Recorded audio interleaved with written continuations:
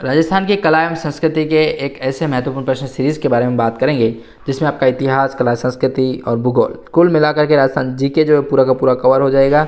आगामी एग्जाम्स के लिए जो है क्वेश्चन जो हैं वो रामबाण तरीके से साबित होने वाले और महत्वपूर्ण प्रश्न सीरीज के बारे में हम बात करते हुए आगे की ओर बढ़ेंगे दोस्तों। ठीक है, पीडीएफ हमारी ये जो है वो लॉन्च हो चुकी है। पीडीएफ को डाउनलोड कर सकते हैं। पहले हमारा ऐप डाउनलोड करना पड़ेगा, लिंक आपको डिस्क्रिप्शन में मिल जाएगा, वहाँ से नोट्स वाले फोल्डर से इसको डाउनलोड कर पाएंगे आप। ठीक है, तो बहुत ही आसान तरीके से आप डाउनलोड कर सकते हैं और अच्छे तरीके से जान सकते हैं कि कैसे कैसे प्रश्न जो है वो आपको देखने को मिलते हैं अपने को। ठीक है, तो चलिए शुरू करते हैं सेशन को और जानने का प्रयास करते हैं एग्जाम में प्रश्न किस तरीके के बनते हैं। प्रश्न आता है 180 नंबर का, यहाँ से बात करेंगे क्योंकि इससे पहले वाले वीडियो में हम बात कर चुके थे।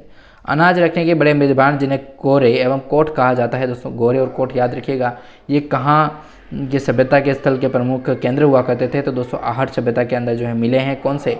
अनाज रखने के, मतलब यहाँ पर अनाज रखा जाता था तो उन्हें गोरे या कोट के नाम से जाना जाता था और वो स्थित है अपने आहट में। आहट सभ्यता जब आप म्यूजियम में जाओगे ना तो वहाँ पर आपको देखने को मिल जाएंगे। मैं जब विजिट किया था मैंने वहाँ पर तो देखा मैंने ज़रूर था। मैंने कहा पढ़ रहे हैं यहाँ पर तो देखते तो आए, ये क्या चीज़ है ये। 181वां प्रश्न है कि आहड़वासियों का मुख्य व्यवसाय क्या था। दोस्तों आहड़वासी जो थे उनका मुख्य व्यवसाय जो है वो क्या हुआ करता था। तो तांबा गलाकर के जो वस्तुएं बनाना है वही प्रमुख रूप से आहड़वासियों का एक मुख्य व्यवसाय हुआ करता था। ठीक है, तांबा गला करके उनका वस्तुएं बनाना। 182 नंबर का प्रश्न है अपना कि कालीबंगा स्थल को सिंधु घाटी साम्राज्य की तीसरी राजधानी किसने कहा था। तो शर्मा साहब के द्वारा कहा गया था, जिनका नाम आता है दशरथ शर्मा। ठीक है, दशरथ शर्मा जो है वो कालीबंगा सभ्यता स्थल को जो है उन्होंने सिंधु घाटी साम्राज्य की तीसरी राजधानी कहा था दशरथ शर्मा के द्वारा ही। ठीक है, तो याद रखना है आपको। 183 नंबर का प्रश्न है अपना कि हड़प्पा सभ्यता, क्या प्रश्न आया है, महत्वपूर्ण प्रश्न है, इसको आप डबल स्टार लगा लीजिएगा। ठीक है, महत्वपूर्ण प्रश्न है दोस्तों, क्योंकि जब मैं पढ़ा था तभी मैंने इसको स्टार लगा दिया था। तो 183 नंबर का प्रश्न है कि हड़प्पा सभ्यता की उत्पत्ति के संबंध में सुमेर से लोगों का जो पलायन है, इस विचार पर इतिहास वेदा का जो ये दिया था कि यहाँ पर सुमेर से जो है वो लोगों का पलायन हुआ था। हड़प्पा सभ्यता की बात हो रही है, तो वो किसके द्वारा, मतलब किसने बताया था। तो इंजीनियर J.H. मैके का एक स्टेटमेंट आता है, इतिहास वेदा जो थे उनका आता है कि यहाँ पर जो हड़प्पा सभ्यता की जो उत्पत्ति हुई थी तो उसके संबंध में उन्होंने कहा था कि सुमेर से लोगों का जो है पलायन हुआ था यहाँ पर।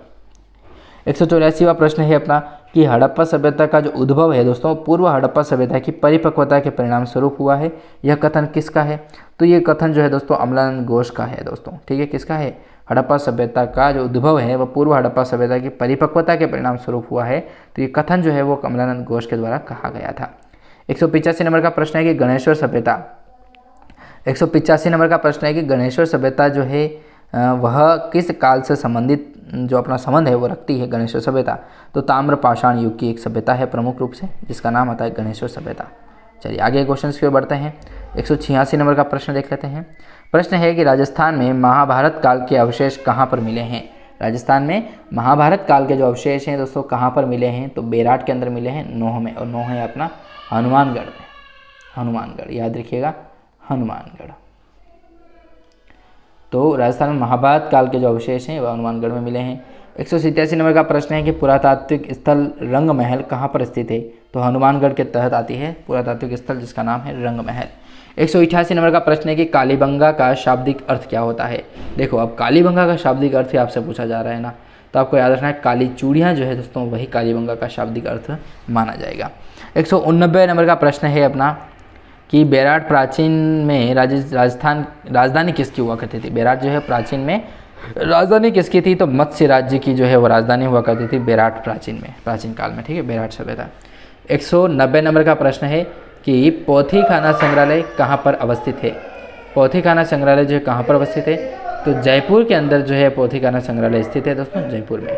151 नंबर का प्रश्न है कि राजस्थान के किस जिले में युद्ध संग्रहालय 2015 में स्थापित किया गया था। तो युद्ध संग्रहालय का नाम आता है जैसलमेर का। ठीक है, तो युद्ध संग्रहालय जो दोस्तों 2015 के तहत जो है वो जैसलमेर में स्थापित किया गया था। 152 नंबर का प्रश्न है कि शार्दुल राजस्थान रिसर्च इंस्टीट्यूट की स्थापना किसने की थी। तो दशरथ शर्मा के द्वारा ही जो है वो शार्दुल राजस्थान रिसर्च इंस्टीट्यूट की स्थापना होती है। 153 नंबर का प्रश्न है कि श्री सरस्वती प्रकाश पुस्तकालय जो आलस्य एवं दुर्लभ साहित्य का अप्रतिम खजाना है जो कहाँ पर स्थित है। तो फतेहपुर सीकर में स्थित है। फतेहपुर सीकर। ठीक है, तो ये श्री सरस्वती जो प्रकाश पुस्तकालय है यह आलस्य एवं दुर्लभ साहित्य की अप्रतिम खजाना है, फतेहपुर सीकर में स्थित है। अगला प्रश्न 154 नंबर का यहाँ पर मैं आपको 200 प्रश्न ही करा देता हूँ ना, ताकि आपका डाउट क्लियर हो जाएंगे। चलिए 154 नंबर का प्रश्न है कि 1848 में गोद निषेध नीति या फिर राज्य हड़प की नीति किसने दी थी? तो लॉर्ड डलहौजी के द्वारा दी गई थी। लॉर्ड डलहौजी के द्वारा 1848 में गोद निषेध नीति और राज्य हड़प नीति जो है उसका स्टेटमेंट दिया गया था। किसके द्वारा था? लॉर्ड डलहौजी के द्वारा।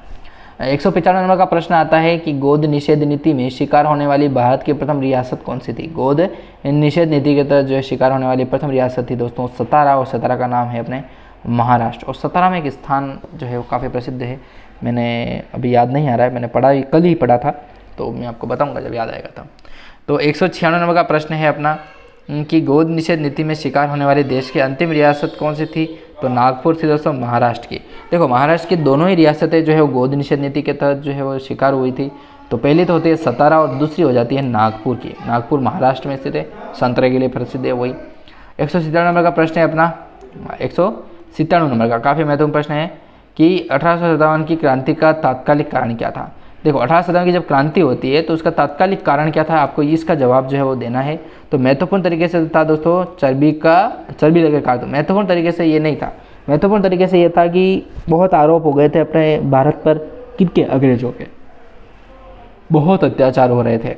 तो ये 1857 के तहत ही जो है क्रांति का कारण होता है, और क्रांति जो भड़क उठती है चर्बी के लगे कारतूस के नाम से, कि यहाँ पर तो सूअर का चर्बी यूज़ की गई है, या फिर आपके वो क्या कहते हैं गाय की चर्बी यूज़ की गई है। तो इस तरीके से यहाँ पर जो है काफ़ी महत्वपूर्ण तरीके से कार्य होता है।